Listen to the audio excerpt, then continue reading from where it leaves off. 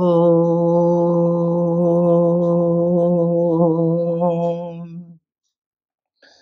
वसुदेवसुतं देवं कंसचाणूरमर्दनं देवकी परमानन्दं कृष्णं वन्दे जगद्गुरुम्। ॐ नारायणसमारम्भां शङ्कराचार्यमध्यमाम् अस्मदाचार्यपर्यन्तां वन्दे गुरुपरम्पराम्। ॐ शान्ति शान्ति शान्तिः। ॐ today we are discussing chapter 2 of Bhagavad Gita, Sankhya Yoga, and today we are discussing verse number 66, 67 and 68. इसमें भगवान कह रहे हैं कि जिस व्यक्ति ने अपने इंद्रिय और मन पे संयम नहीं किया, जिसका चित्त समाहित नहीं है, जिसका मन युक्त नहीं है, उसकी क्या दशा होती है और उसके लिए यह आत्मज्ञान असंभव सा हो जाता है। तो उसकी चर्चा हम आज करेंगे। 66, 67 और 68 दूसरे अध्याय का ये श्लोक हम देखते हैं। नास्ति बुद्धि अयुक्तस्य न चायुक्तस्य भावना न चा भावयत शांतिर अशांतस्य कुता सुखम। भगवान कह रहे हैं वर्स 66 में कि जो असमाहित चित्त वाला व्यक्ति है, अयुक्त पुरुष, उसको आत्मज्ञान नहीं होता। और क्योंकि अयुक्त को भावना नहीं होती और भावना रहित पुरुष को शांति नहीं मिलती और अशांत पुरुष को सुख कहाँ, ये श्लोक में कह रहे हैं। तो जो अयुक्त है उसकी क्या दशा होती है? तो कह रहे हैं कि the unintegrated mind has no wisdom, nor can be such a person have yearning for self-knowledge. Without such yearning, no peace is possible.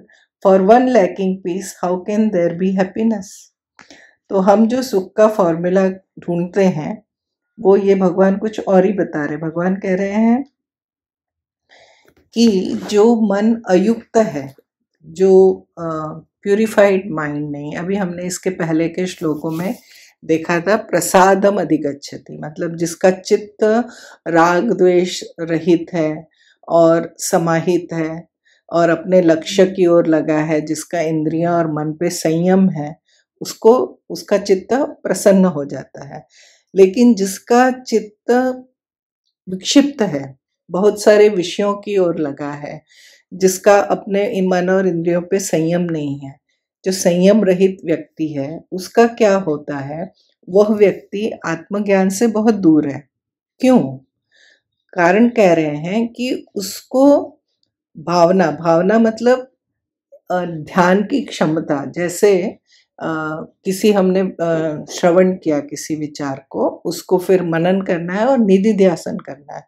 तो निधिध्यासन मतलब एक विचार के साथ निरंतर रहना, उस पे विचार करना। तो जब उसका मन ही समाहित नहीं है तो उसमें ये भावना की क्षमता ही नहीं है, वो ध्यान नहीं कर सकता। और जो ध्यान नहीं कर सकता, जिसमें भावना नहीं है, उस पुरुष को शांति नहीं मिलती। और जो अशांत है उसको सुख कहाँ से मिलेगा? अर्थात ये हुआ कि जो प्यूरिफाइड माइंड है, जो युक्त मन है, जिसका अपना मन इंद्रियों पे पूरा संयम है, वह व्यक्ति ध्यान कर सकता है। ध्यान मतलब आत्मचिंतन। यहाँ आत्मचिंतन की बात हो रही है और ज्ञान भी आत्मज्ञान की ही बात हो रही है। तो वो निधिध्यासन में लगा है, निरंतर चिंतन में लगा है, ऐसे व्यक्ति को आत्मज्ञान द्वारा शांति और सुख मिलेगा, क्योंकि आत्मा का स्वरूप ही है शांतम, अद्वैतम, आनंदम। तो ये उसको मिल सकता है। विषय सेवन जो है वो हमें सुख नहीं देता, ये हमारी गलतफहमी है। तो विषय सेवन संबंधी तृष्णा से इंद्रियों का निवृत्त होना ही सुख है, आचार्य शंकर कहते हैं।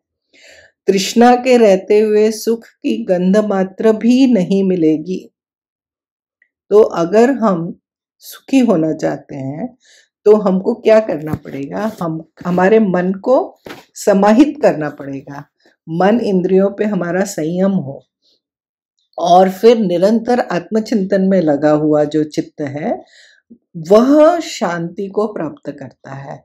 और वो शांति और सुख दो चीज नहीं है, एक ही है। जहाँ शांति है वहीं सुख है। अशांत मन में सुख हो नहीं सकता। तो ये बताया भगवान ने वर्स 66 में कि अयुक्त मन की वाले की क्या दशा होती है। तो आगे कह रहे हैं वर्स 67 में, इंद्रियाणाम ही चरताम यन्मनो नो विधीयते तदस्य हरति प्रज्ञाम वायुर्नावमिवाम्भसी। भगवान कह रहे हैं कि when the mind runs after the roving senses, it carries away the understanding, even as the wind carries away a ship on the waters. तो क्या दशा होती है उस व्यक्ति की? तो भगवान कह रहे हैं क्योंकि विचरने वाले इंद्रियों का जो मन अनुगमन करता है वह उसकी प्रज्ञा को हर लेता है, जैसे वायु नाव को जल में।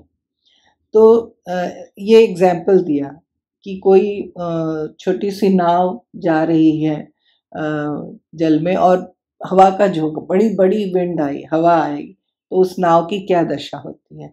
तो ऐसे ही जिस व्यक्ति की इंद्रियां चरती, बकरी की तरह चरती रहती है, जहां मन हुआ वहां पे चली गई, और फिर मन उसको फॉलो करता है, क्योंकि वो मन बस में नहीं है, इंद्रियां गाइड कर रही हैं, तो फिर उसका क्या विजडम होगा?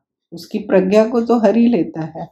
तो उसमें तो आत्मविषयक बुद्धि को विचलित करके विषय विषयक बना देगा, उसमें आत्मचिंतन की क्षमता ही नहीं रहेगी। इसीलिए कहते हैं उसकी प्रज्ञा को हर लेता है, उसके विजडम को हर लेता है। वो जो डिस्क्रिमिनेशन था between self and non self, वो सब खत्म हो जाता है। Mind becomes slave to the senses and its objects.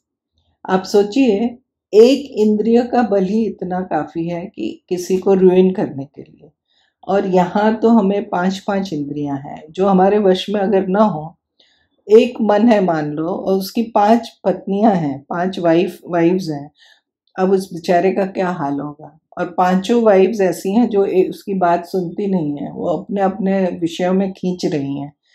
तो आप उसकी दुर्दशा की कल्पना कर सकते हैं।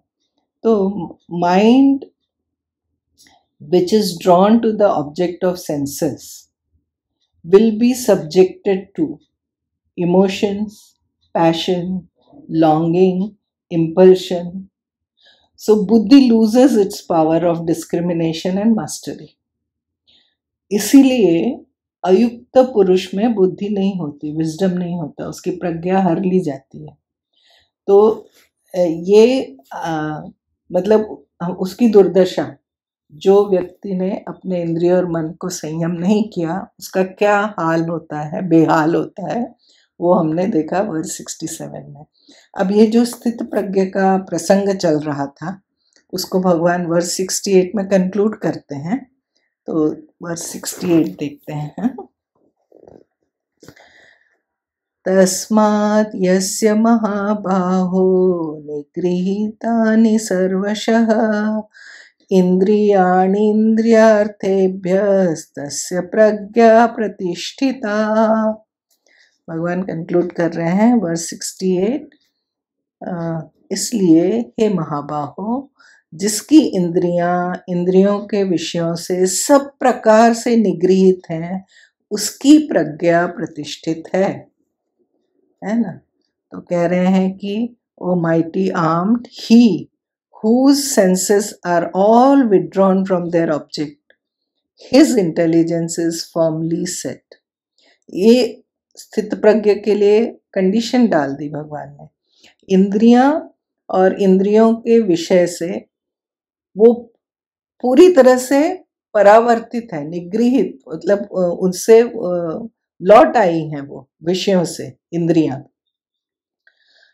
जिसका ऐसा होता है उसी का मन बुद्धि स्थिर होती है। तो स्थित प्रज्ञ जिसको हम कह रहे थे, तो ये जो है इस पे आपको हमको देखना है। भगवान ने कहा सारी इंद्रियां और पूरी तरह से परावृत, पूरी तरह से वापस आ गई हैं विषयों से, कंप्लीट मास्टरी, पार्टली नहीं। और हम उसको रिलैक्स भी नहीं कर सकते। We can't be on and off, cheat day, today is a cheat day, no, then we will be, हमारी साधना डिरेल होती है। तो ceaseless vigilance and perseverance is necessary for this path to get this। इसको sincerely और लगातार करना है, क्योंकि नहीं तो ये हमको करने नहीं देगा ना। आप पूछ सकते हैं कि व्हाट इज द हार्म, अगर है ना इंद्रियां मन विषयों में बीच बीच में भटकने भी लगे तो क्या हार्म है? नहीं, क्या हार्म है? दे डिस्ट्रॉय द डिस्क्रिमिनेशन ऑफ साधक। जो उसने इतने साधना से, विचार से, श्रवण से, मनन से एक निश्चय किया था कि ये विषय में सुख नहीं है और आत्म सुख की ओर बढ़ रहा था, लेकिन जब वो इंद्रियां मन फिर विषयों में चला जाता है तो उसकी पूरी साधना डिरेल हो जाती है। वो फिर आत्म विषयक से विषय विषयक बन जाता है चित्त। इसीलिए गीता में ये हमको बार बार मिलेगा, इंद्रिय संयम, मन का संयम, वो मेरे ख्याल में एक मस्ट इम्पोर्टेंट कंडीशन है टू गेट दिस आत्मज्ञान। तो ये भगवान यहाँ पे स्थित प्रज्ञ के जो साधना, उसके लक्षण, वो अर्जुन के प्रश्न वो कंक्लूड हो रहे हैं। और फिर आगे के 4 श्लोकों में हम अगली क्लास में देखेंगे भगवान क्या कह रहे हैं। ओम पूर्णमदः पूर्णमिदं पूर्णात् पूर्णमुदच्यते पूर्णस्य पूर्णमादाय पूर्णमेवावशिष्यते। ओम शांति शांति शांति। ओम श्री कृष्णार्पणमस्तु।